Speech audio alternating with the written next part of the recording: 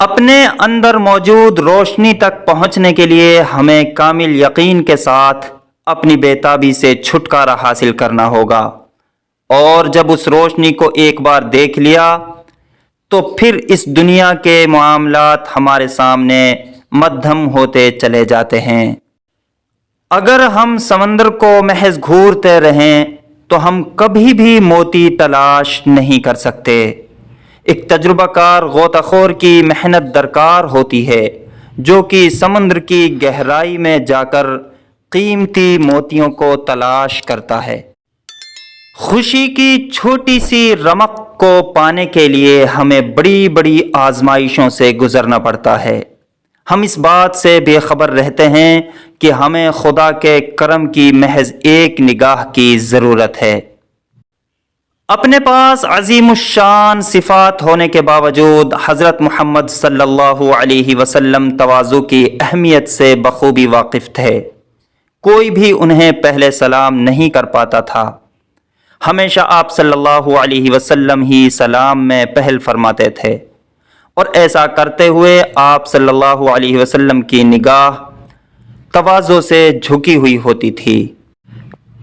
میرے الفاظ شاید آج تمہیں متاثر نہ کر پائیں، لیکن جوں جوں تم پختہ عمری کی جانب سفر کرو گے تو تمہیں ان الفاظ کی حقیقت کا پتہ چل جائے گا۔ خود کو طاقتور نہ سمجھنا بہتر ہے، بھلے آپ اقتدار کے حوالے سے بہت زیادہ اختیارات کے مالک ہوں۔ یہ نہیں بھولنا چاہیے کہ سچ کی طاقت ہمیشہ سب سے زیادہ ہوتی ہے۔ اچھے اخلاق سے پیش آنا اور دوسروں کا احترام کرنا یہ اچھی عادات ہیں، لیکن یہ جان لینا بھی اہم ہے کہ ان کا استعمال کب اور کہاں کیا جائے۔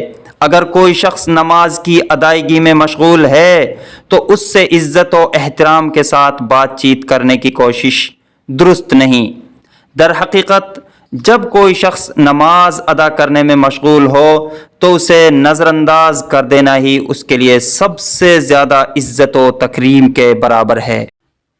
میں ہر روز اللہ سبحانہ و تعالی کا شکر ادا کرتا ہوں کہ اس نے مجھے میرے بنائے ہوئے اسباب کے آسرے نہیں چھوڑا، بلکہ میرے معاملات کو اپنے ذمے لے رکھا ہے۔ زندگی میں آپ جہاں بھی ہوں اور آپ کی ذہنی حالت جیسی بھی ہو، محبت کرنے سے گریز نہ کریں اور اپنی ذات کو ہمیشہ محبت میں اولین رکھیں۔ جب محبت آپ کی ذات کی حقیقت بن جائے تو زندگی اور موت دونوں ہی آپ کے لیے آسان ہو جائیں گی۔ ایک مشعل کو تھامے ہوئے یہ سوچنا بے وقوفی پر مبنی ہے کہ اس کی مدد سے آپ سورج کو بہتر انداز میں دیکھ پائیں گے، جبکہ اگر سورج اپنی پوری آب و تاب سے چمک رہا ہے تو پھر مشعل کی کیا ضرورت ہے؟ آپ دن رات دنیاوی آسائشوں اور سکون کی تلاش میں مصروف رہتے ہیں، حالانکہ آپ بخوبی جانتے ہیں کہ انہیں ہمیشہ قائم رکھنا ناممکن ہے۔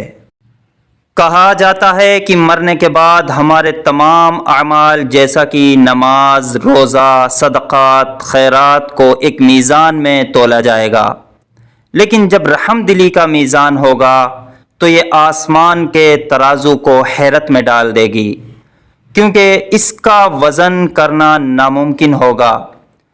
چنانچہ رحم دلی کو اپنی زندگی کا سب سے اہم پہلو بنا لیجئے۔